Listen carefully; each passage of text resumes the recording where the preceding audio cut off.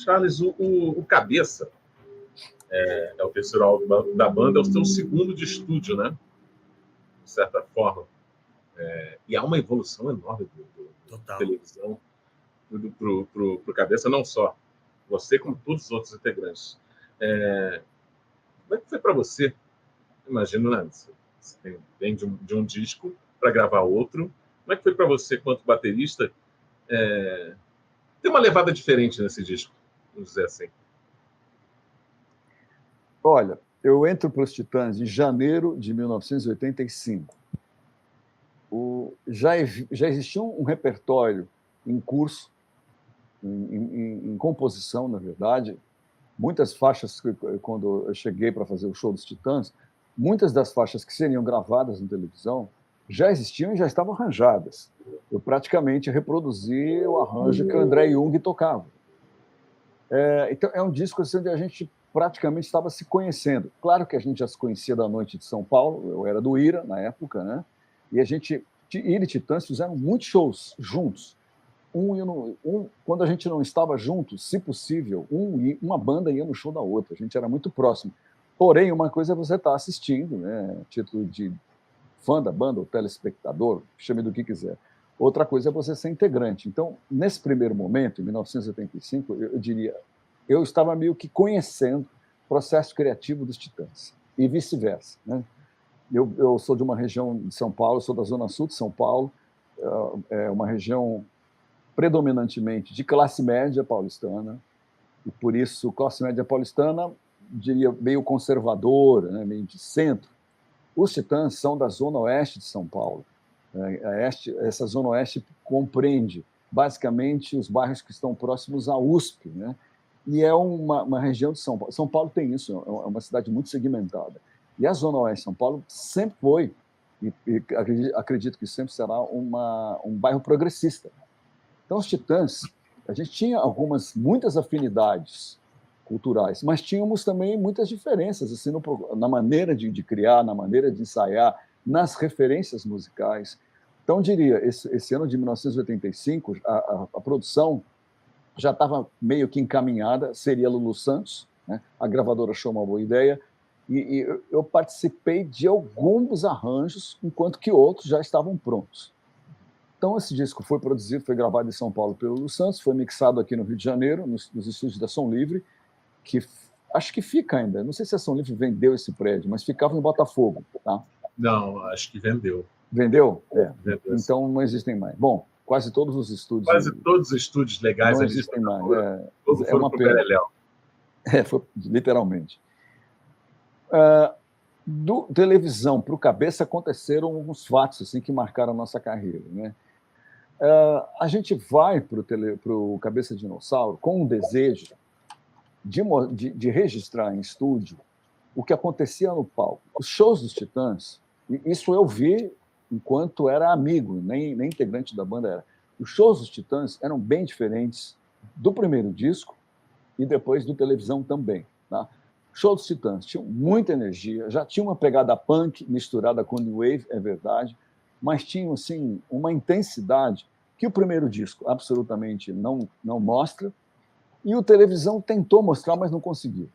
E digo assim, para você gravar rock é um gênero da música que precisa de tecnologia, necessita tecnologia, tanto dos produtores quanto dos músicos que estão gravando, né? dos intérpretes. E sinceramente, a gente não tinha noção do que era necessário para gravar um bom disco de rock. Nós éramos muito jovens em televisão, eu estava com 24 anos, o Nando com 22, com 21, acredito, o Branco com 22, é mais ou menos a nossa margem de idade. Né? Quando a gente chega no Cabeça Dinossauro, a gente já tinha uma experiência da estrada, dos shows, e já mais ou menos sabia o que a gente queria, o que pedia ao produtor.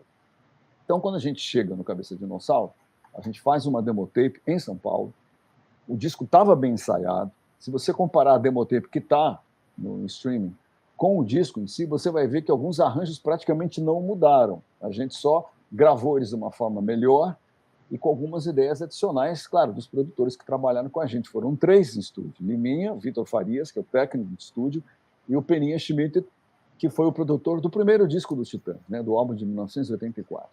Então, eles três, acho que o grande mérito deles é assim, permitir, dar condição aos Titãs de registrar aquilo que já estava ensaiado. Em alguns casos, modificar aquilo que precisava ser modificado. E, às vezes, pequenas mudanças, numa hora como essa, são muito bem-vindas e acrescentam bastante, te dá liberdade e condições e tranquilidade de você chegar em estúdio, que é uma hora tensa para o músico que não está acostumado a visitar, a trabalhar no estúdio o tempo todo. Para um músico que está na estrada, que vive de shows, você entrar uma vez por ano em estúdio é uma situação, até hoje, muito tensa.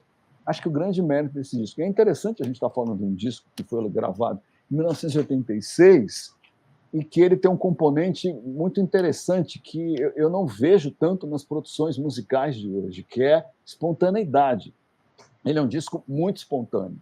Ele sai dos estúdios de ensaio, com alguma coisa que a gente já havia testado na estrada, né? Isso era uma coisa que se fazia na época. Hoje as pessoas não fazem mais isso. As bandas não fazem, os cantores e as cantoras não fazem. O que é? Você já tem um repertório, tem um nome no mercado, mas você abre espaço dentro do seu show, no seu repertório, para você testar novas canções, novas ideias. É no palco que você testa boas formas. Essa música está muito comprida, essa música, o refrão está no lugar errado, essa música está no andamento errado, tem que ser mais rápido, tem que ser mais isso, tem que ser menos aquilo. É ao vivo, é um grande teste para uma canção inédita. Infelizmente, hoje, as pessoas, basicamente, 99% do que eu vejo nos shows, querem repetir aquilo que eles já conhecem, querem reviver aquilo que eles já conhecem. Ou seja, no show querem cantar, querem assobiar tudo que eles já conhecem. Ninguém está afim de ser surpreendido. Né? Ninguém mais. E é fato, infelizmente, caminhamos para isso. O que a gente tinha de bom na nossa época? Né? Não sou muito saudosista, não, mas isso é fato. Essa diferença é interessante, ela é significativa.